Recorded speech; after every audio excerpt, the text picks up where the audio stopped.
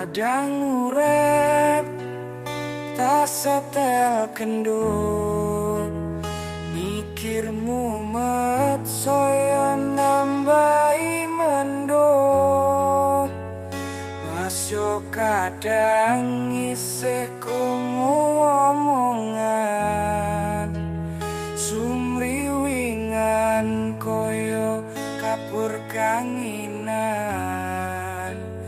Yo wis pene tak jarke wae, muga Gusti bakal maringi dalane.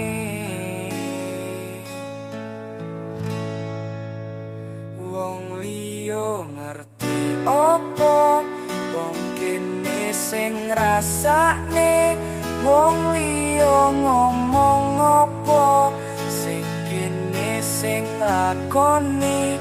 Yo mending sawangan wae.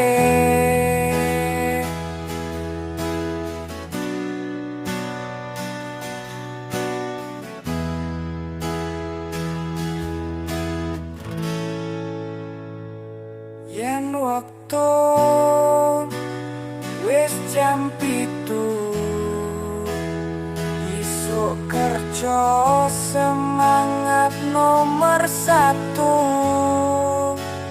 Demi anak lan bojoku saben dinane muga rejeki lumintu.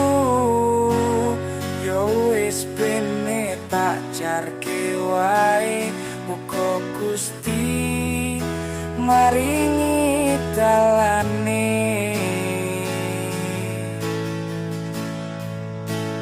Wong liya ngerti apa wong kene sing ngrasakne, wong liya ngomong apa sing kene sing lakoni.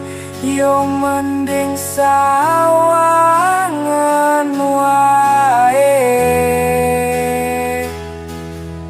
Kabeh iku kepenak yen namung sinawang, kabeh wong bakal ngerti susahe